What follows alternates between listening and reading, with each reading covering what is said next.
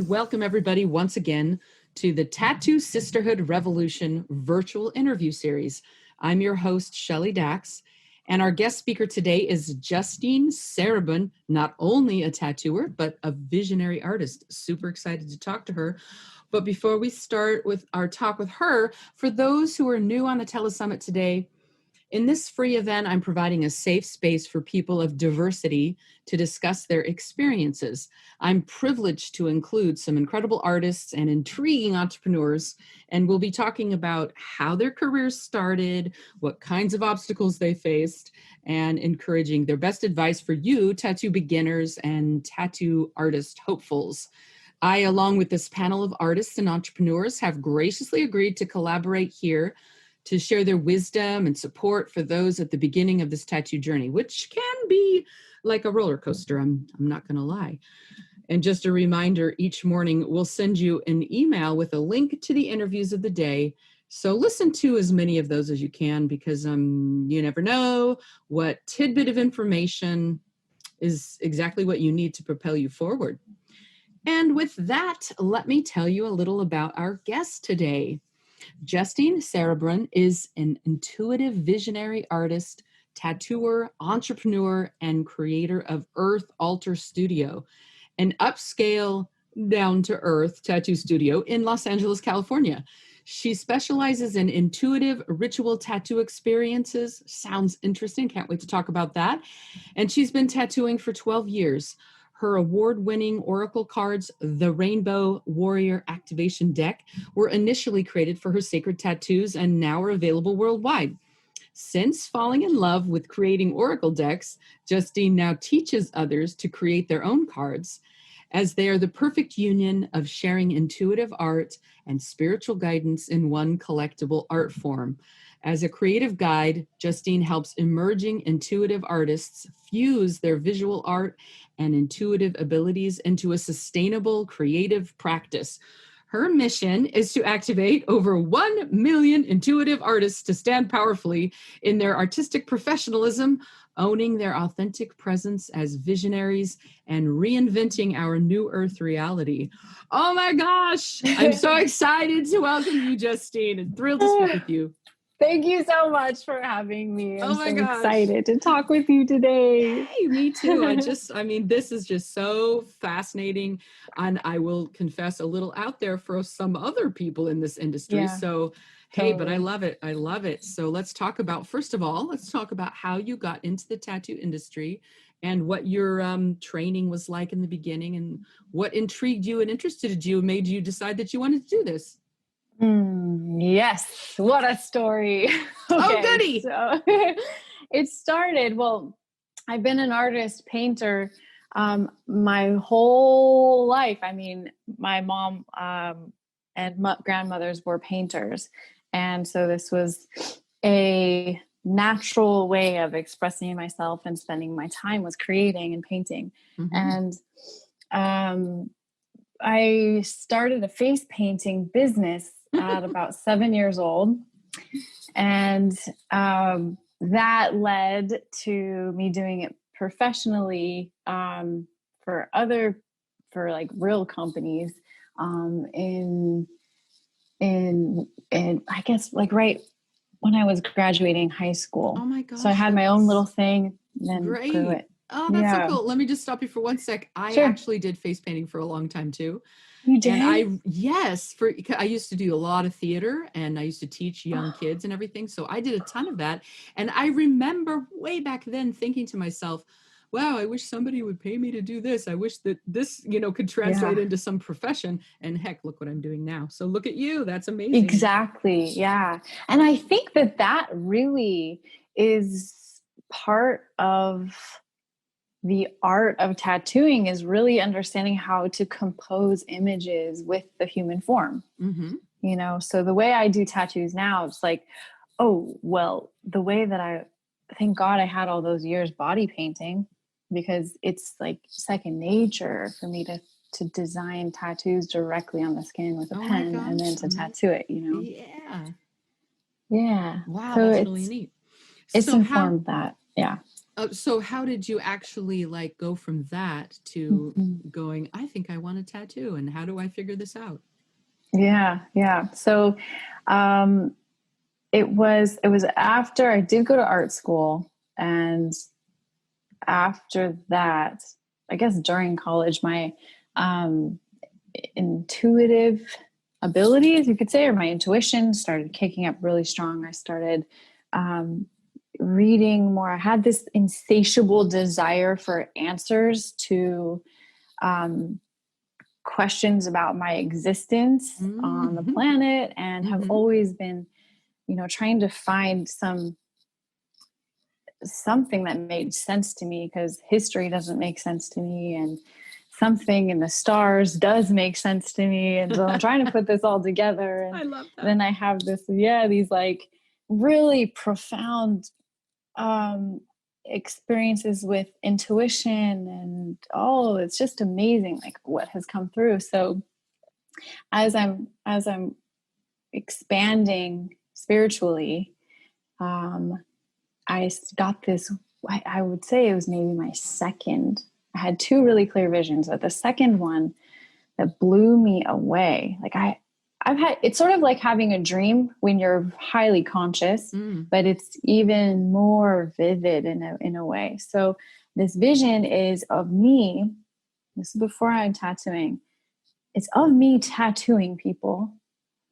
And I'm sitting in this room with, it's like beautiful wooden floors, Mm. floor to ceiling, windows looking out over the ocean, and the sun is setting. And I'm sitting there tattooing this woman's back. And there's something about the tattoo is transforming her, healing her in some way. And um, the energy of this vision felt so clear and strong that this was my future self.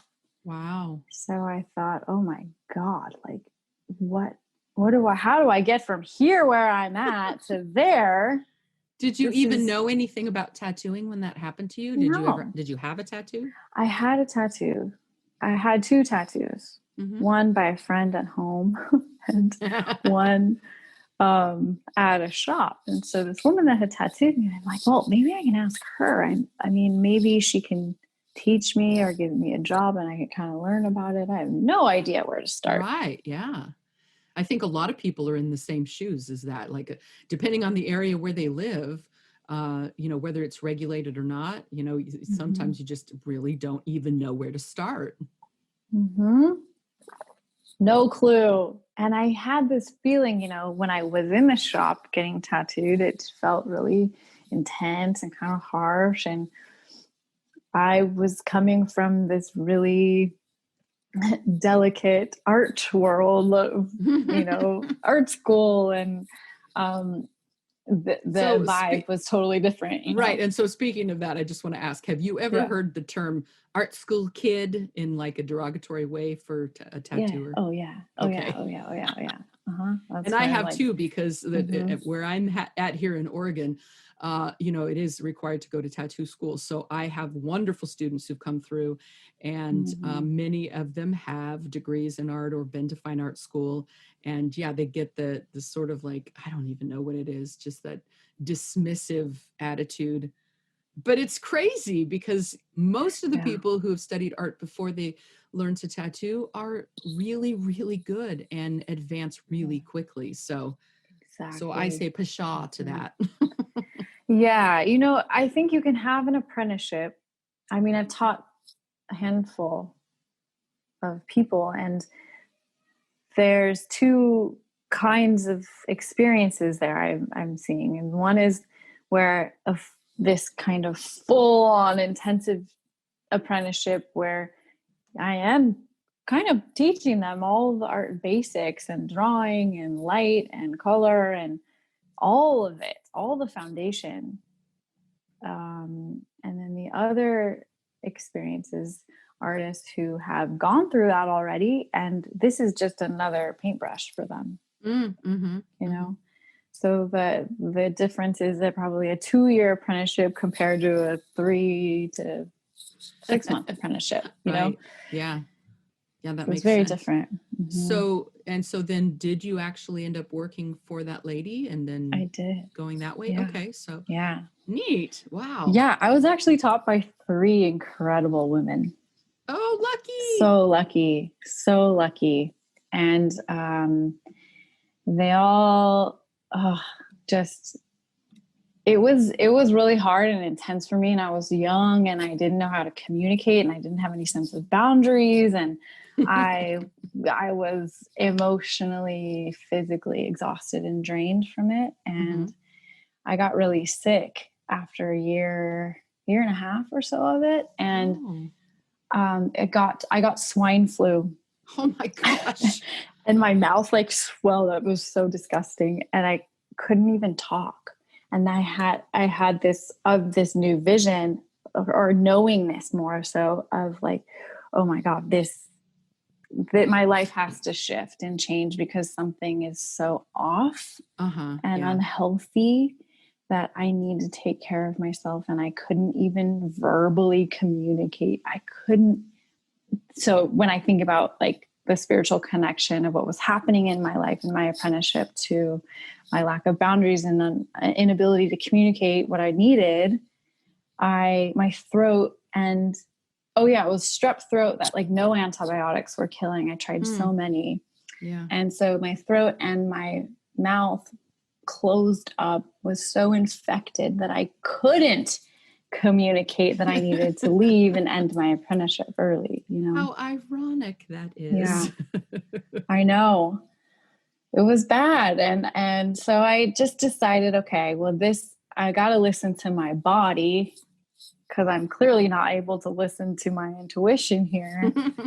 And I got to change something. So I started to just work underground for about 5 or 6 years. Yeah. And I had a bunch more visions of a tattoo, having a tattoo studio that was like nothing I'd ever seen before, Mm-hmm. closer to the vision that I initially had, that was really kind of healing and nice and gentle and open, safe. And so I started to practice these things, like giving the clients more choice and giving them just this gentle, more compassionate experience than I had experienced before. So I love that so much. so it started. Oddly, I think this must be why I connected with you so much, because I've had those kinds of weird visions before too in the past. And I've tried to make my studio as colorful and friendly, especially for newbies and women and, anybody who's diverse and different in any way. And yet I haven't taken it as far as you have. And I'm very impressed. I'm very impressed with what you're doing. Well, thank you. Thank you. Thank you. I appreciate You're brave. that. I want to say you're really brave. I think I might have told you this when we talked before. I had a pretty yucky cyberbullying experience about 3 years ago. And it was, I want to say 95% men. And they didn't even live in the state of Oregon, which is where I'm at. And the motivation behind it was because I own a tattoo school and because I wrote a tattoo book, right? So many people came on and just said hatery, awful things all over all my, social media, and sent me mean messages and so threatening. And I think at that point, the idea of doing anything weird and different is just like, I just couldn't imagine at that time. Right. And it took me a bit to get over that. You try not to take those things personally, but it's hard. And, but then also now this has motivated me to do so much more. It's motivated me to really get in touch with what I want to do and what feels right to me. Like you said, changing your boundaries and making sure they're strong, and your values, all those really important things. And I'm just, like I said, super impressed that you're just putting it out there and doing it. And if your website is any judge of what your studio is like, it's got to be fantastic. Well, thank you. Yeah, it is actually. So Earth Altar Studio is basically the vision I had 10, 12 years ago, of this really all-inclusive, warm, welcoming, spa-like, gallery-like experience space. Sounds amazing. It's so cool. We have a big outdoor patio we do these events at. We have different artists showing their work. We get really cool guest artists from all over the world coming. I think that's my favorite part. Nice. That is so cool. And the community like really embraces us. We're in Eagle Rock, Los Angeles. So people are coming from all over the world, flying in to have appointments with us. They want this more connective, deeper, meaningful, intentional, intuitive experience. Wow. That's really incredible that you're proving that it actually is something people want, something people really want and probably have missed out on. Mm-hmm. So I love that people are coming from all over the world to see you and be in your space. Yeah, it's incredible. It really is incredible. Let me ask you then on that note, since our listeners are people that are probably either beginners or, wanting to get into the field, how did you actually get to the point where you were able to get that message out there? Like, how were you able to promote yourself in your studio and get that message out there?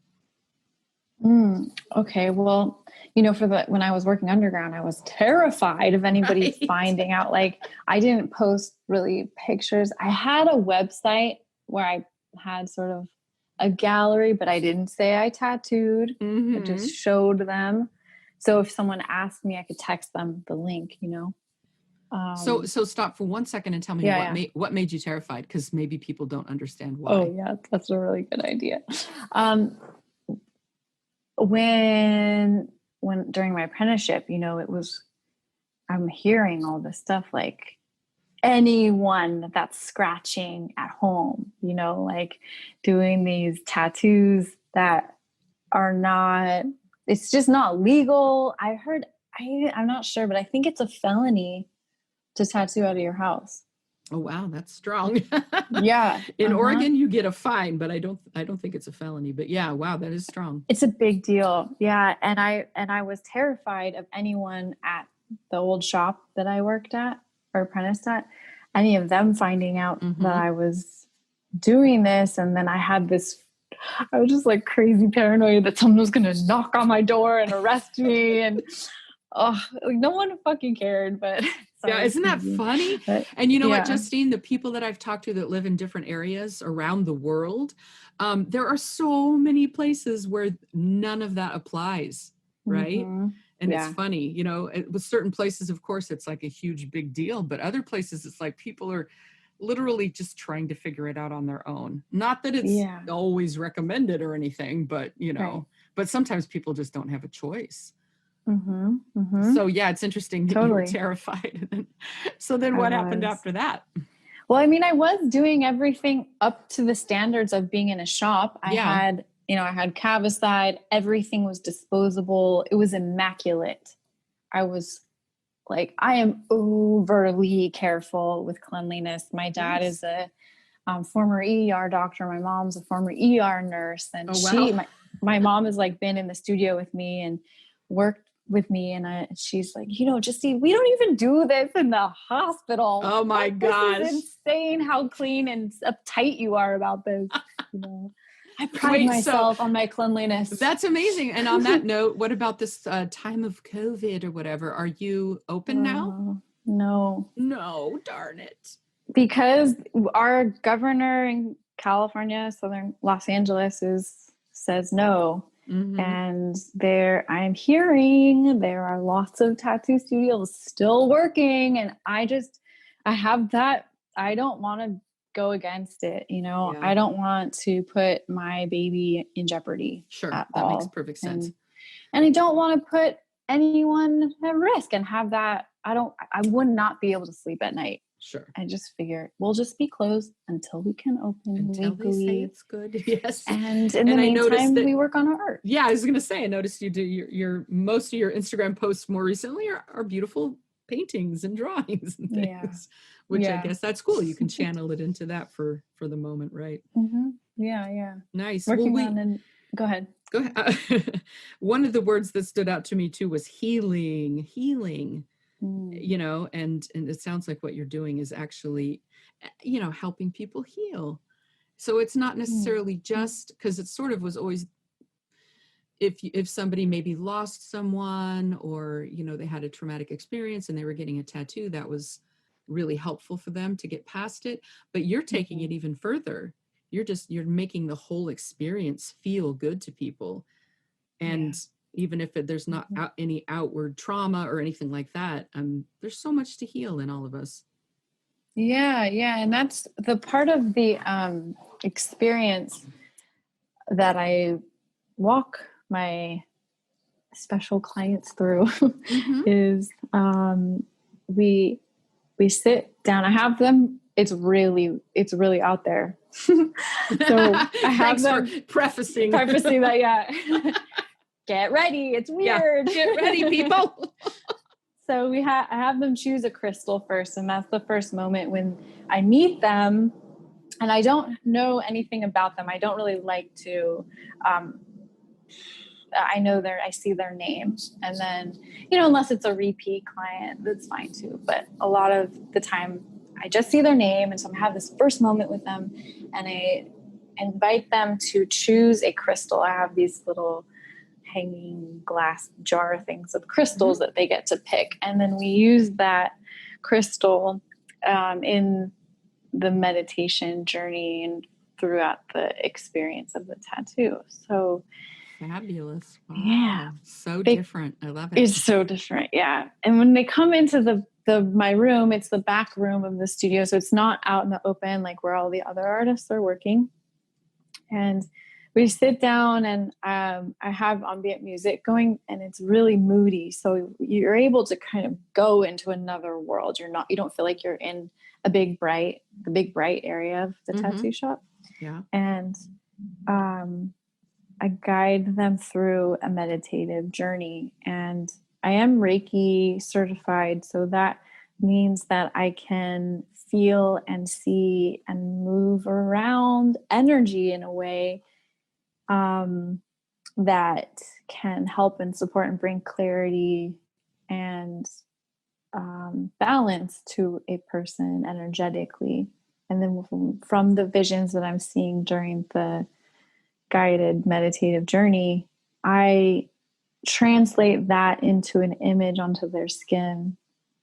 So you literally just, take your Sharpies or your tattoo pens or whatever after that and just draw right on the skin with no idea of what's coming beforehand? Yeah. Whoa. Well, because I see it in the vision. I see it when I'm sitting with them. And then I clean their skin off. We take a break and we talk about it. I use my oracle cards with them. We spend about an hour in this preliminary, deeply connected, magical space. Wow. And then have a break. I eat something, kind of grounds me. And then, because we go out into outer space and come back, eat something, they come back in, they take notes and journal a little bit if they want to, or they sit out on the patio and then they come back in and I clean them off. And then I just go in with a clean pen and sketch on their arm. And or wherever the tattoo, I can see energy moving all over their body. So wherever I feel it's most prevalent or intensely flowing, that's where I'll suggest having the tattoo. Yeah. And if they want it there or they want it somewhere different, I just make that image different to suit the body part that they feel called to have the tattoo on. And then we tattoo it. Gosh. When they approve it. Yeah, that sounds amazing. Such an interesting experience. I mean, people love, going to spas and healing places for that very reason, because of the music and the feeling and the relaxation and the rejuvenation and all of that. Yeah. I mean, to incorporate all of that into getting a tattoo, that's incredible. I love it. So tell me, we started to talk about how you got this message out there into the world. How did you put yourself out there? After your fear and 5 years underground. Yeah. Okay. So I did work at another tattoo shop. That was the breaking point. Mm-hmm. It was in 2013, Mm-hmm. 14 that I worked at this other shop, and my experience was just so felt Go ahead. You can say it. uncomfortable, unsafe, Ooh, yeah. traumatizing, sexually abusive. Yikes. It was bad energy. So after 7 months of pushing through that, learning, it was a whole nother level of learning boundaries, Mm-hmm. Mm-hmm. and standing up for myself. And then I left that place and I was like, okay, well, do I go back underground again? I did that for a couple months, and then I found, those salon suites. Do they have those in Oregon? I don't think so. Or I don't know what it is. Okay, so here in LA, they have all these places, like um, a big. It's sort of like an office building, Mm-hmm. and the owner buys it and then breaks it up into these little 100, 200 square foot little studios Okay. that a bunch of estheticians or hairstylists or cosmeticians, I don't know, whatever, they do all the beauty magic. They rent these places out for a few $1,000s a month, and they can run their own business out of it. So I found this really beautiful brand new one in Glendale and decided, well, maybe I can do this. This would be the first time I could test out having my own shop on a really small scale. So the first one I got it was like 98 square feet. It was a shoe box. Mm-hmm. And did you have to get some kind of license in California, or how did you get legal? Yeah, I did. Kind of. We just do the bloodborne pathogens test here, and then send all of that in and get your space registered and inspected by the LA County Health Department. But you don't have to prove that you've been tattooing or mentored or apprenticed or anything like that? LA, no, nothing like that. Yeah. Wow. Okay. Mm-mm. No, totally different there. Mm-hmm. Way unregulated. Yeah, it sounds like it. Scary, unregulated. Well, we're changing those things, aren't we? We're working to change all those things. Yeah. So definitely. You got so then after you were in that little shoebox space, what happened? Did that for 2 years, and I made my website and I promoted it. I promoted it everywhere. I was on Yelp and Google, and I made ads, and Instagram was huge. Instagram has been huge, and Facebook for finding new people. And that's where I think the tattoo community is really thriving and connecting there. It's such an awesome space. So that's where it's at. And then 2 years later, I jumped into a space 10 times bigger and made Earth Altar Studio. It was just me and my apprentice. Yeah. How long have you had Earth Altar? 4 years now. 4 years. Nice. Yeah. Wow. Great. So you have an apprentice too. You've worked with somebody, and I'm assuming that their experience with you has been very, very different than what yours was. Oh yeah. I've had a few. So I started with one when I moved into Earth Altar, and then more and more people started finding me and asking me. And when I felt it was a really in alignment connection, I would work with them and help them. And my goal was to help young women learn how to do this incredible sacred art and own it in their own way, where they could feel really seen and expressed, and not have any hazing or sexual abuse or energetic drainage, feeling like completely depleted, where they would be getting sick like I did. Oh gosh, yeah. So communication has been number one, and it is definitely been a huge whole nother leveling up of learning boundaries and communication skills. And it's a huge honor to be able to share this with others. And yeah, that is neat. wow. So tell me Yeah. what you mean when you say you would like to activate over 1 million intuitive artists. What does that exactly mean? Yeah. So I have this new vision. Okay. And I really love teaching and inspiring. And the ones I feel most called to work with are intuitive women, mostly, who are awakening to their intuition and intuitive abilities, and they want to use their creative life force energy to do something positive for creating a better world and society for us to thrive within. And that's what I mean by that new earth reality, is like, what do you want your world and society and your lifestyle to look like, feel like, be like? And I think for other women who are like me or like you, to have a space where we can feel really supported and raise our confidence levels to be able to bring these messages that we have innately in us, this inner wisdom, forward, and have the voice and this like own the inner master in you to bring it forward and really, do something that changes the course of other people's lives and stands for something different. That's beautiful, the way you said all that. So how do you actually, or how do women actually work with you? Are you coaching them? Do they come to your studio? Is it a lot online, or? Yeah, it's mostly online now. Yeah, well, yeah. Yeah. Yeah, and I take groups through this process in an online group, teaching, sharing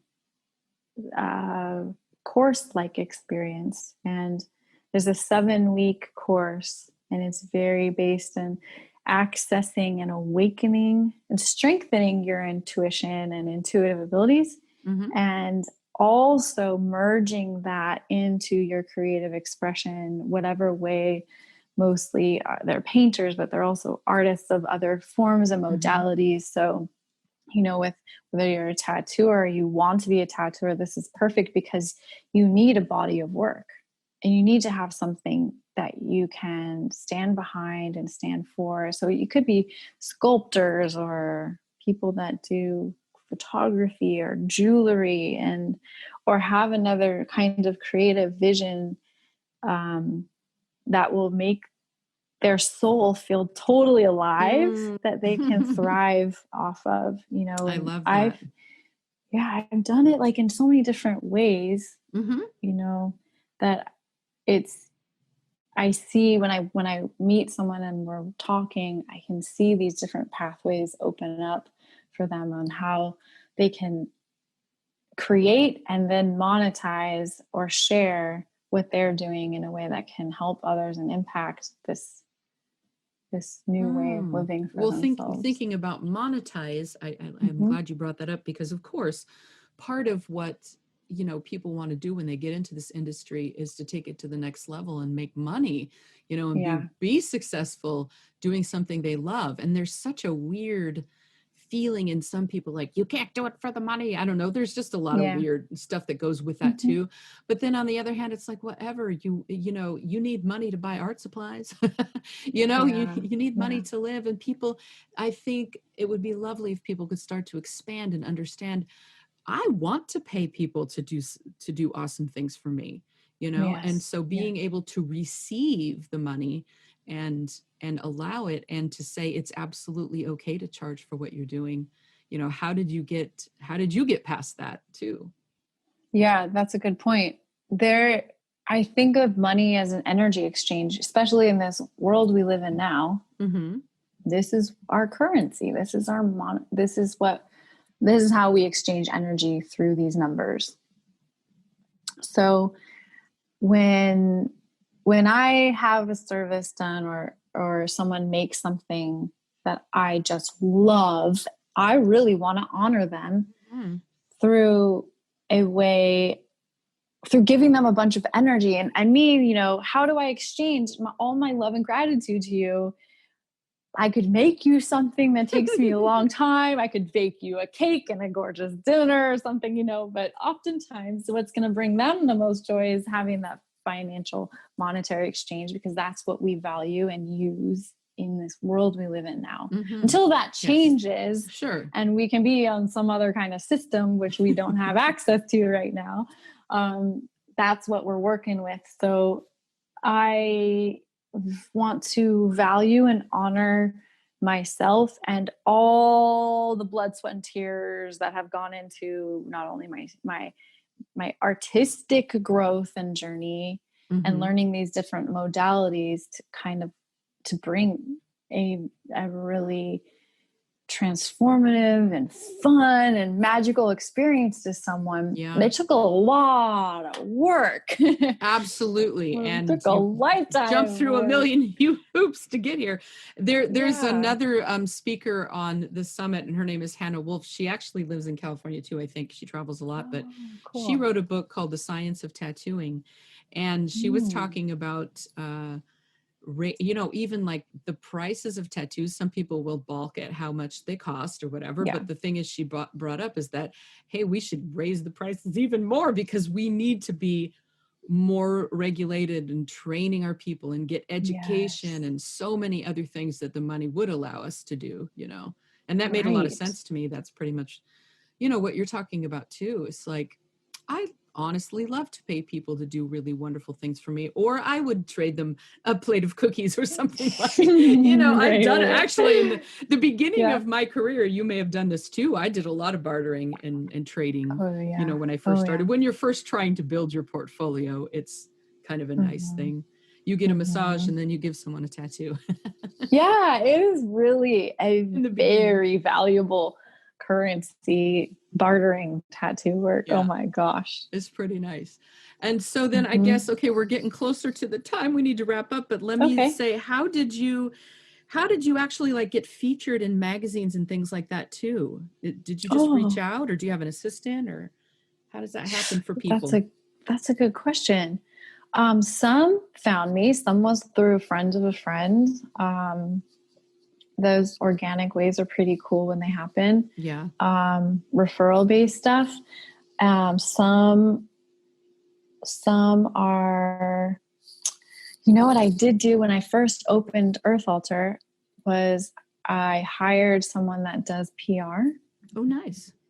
I thought, you know, like, I gotta delegate this advertising somehow, because I just need people to know that we exist. And if they could just know, I know that this would really be of great value to them.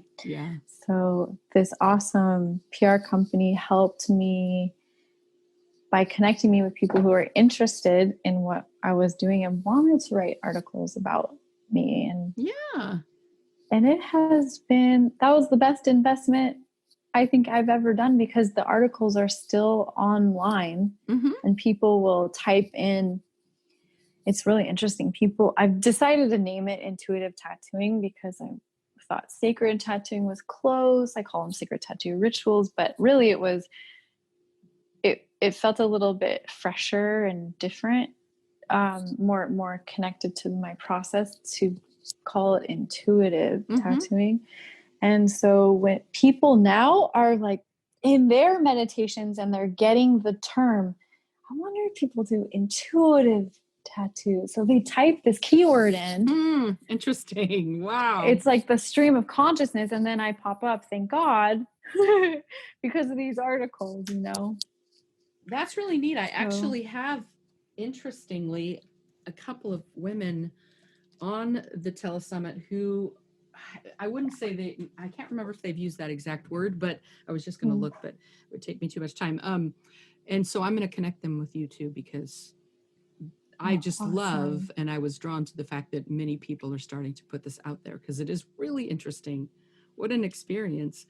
So to wrap up, let me ask you, what would you tell right now what would be your best advice for newbies coming in and novices and people that are hopeful and they don't want to be treated crummy? Yeah. And you Yeah. can't squeeze in too many more apprentices. No, that's a really good point.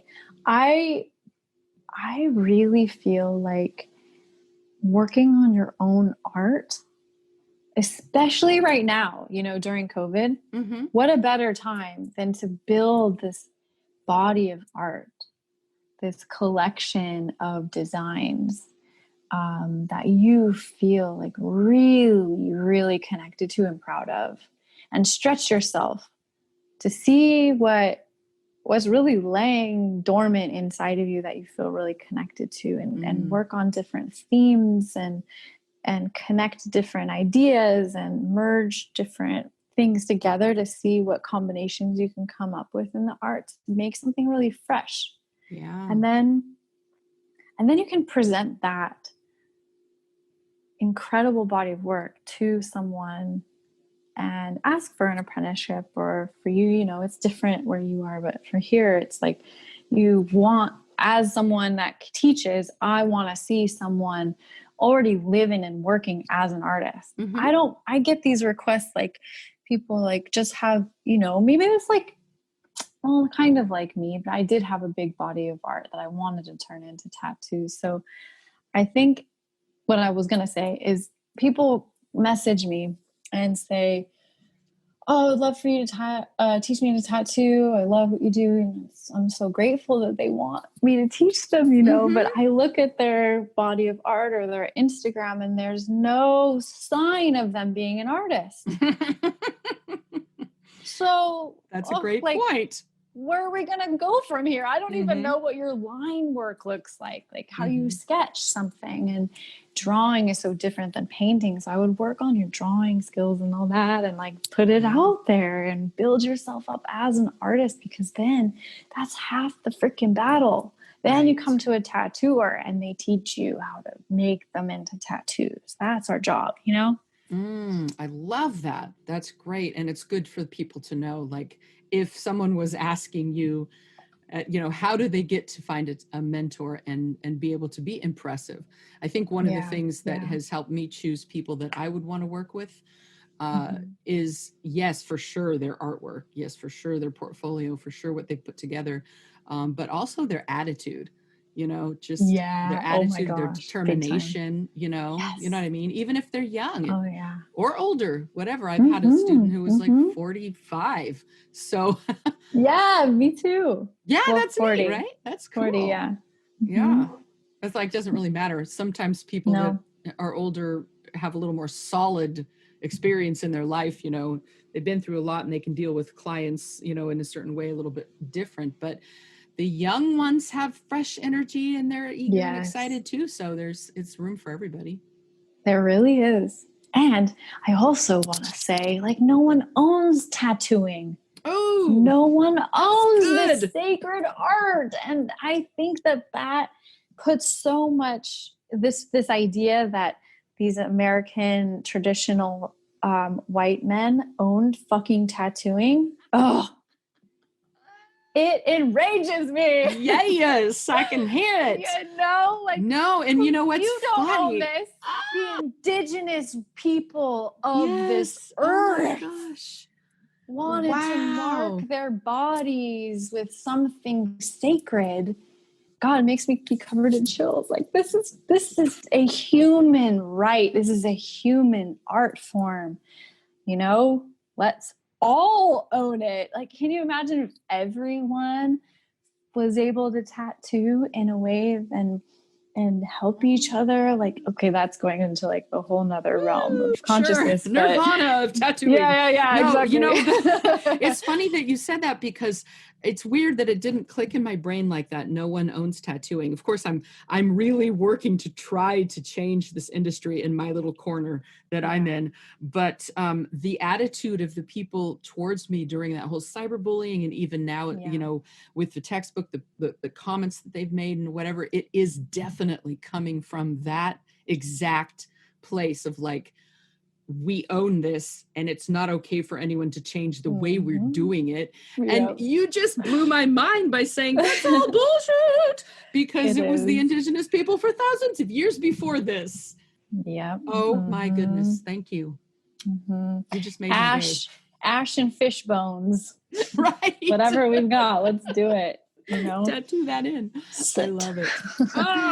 Well, okay. So I would love to continue talking to you for hours. Maybe we can do something else in the future. Yeah, I'd love that. But let's wrap up for today. And you do have an unusual gift for our listeners. Would you like to tell us about that? Yes. Oh my gosh, I'm so excited about this. I am offering a 30-minute activation visioning session with me, because when I get to talk one-on-one with someone, it is the coolest experience.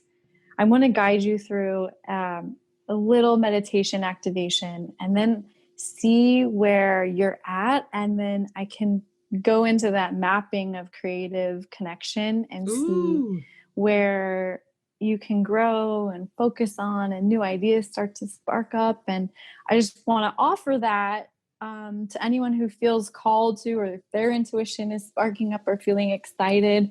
I want to see what you can be inspired by and create a little game plan for you to bring it into the tangible world. Yes. Yay. I'm sure that a lot of people are going to love that, because it just opens up and it's mind-boggling and it'll be interesting. And also just to get your feedback too. Thank you so much for offering that. And for the listeners, in case you missed that, just look for the speaker's information on the event page, and all of Justine's links will be listed right there too. So you can just go right there and grab her free gift, and then also follow her on her different social media places. And Justine, I can't thank you enough for being here today. And I so look forward to what you have going on in the future, and hopefully we can work together on some other new and fascinating projects too. I would love that. I cannot thank you enough, Shelley. Thank you so much for inviting me. I'm so honored. Yay! It's the Mutual Admiration Society right here. Love it. All right. Thank you so much, Justine. Thank you. Take care. To our listeners, your next interview will be delivered to your inbox. And don't forget, you have access for a full 7 days after each interview is released to listen. I look forward to joining you in our next session. Until then, be feisty, stay kind, and get creative.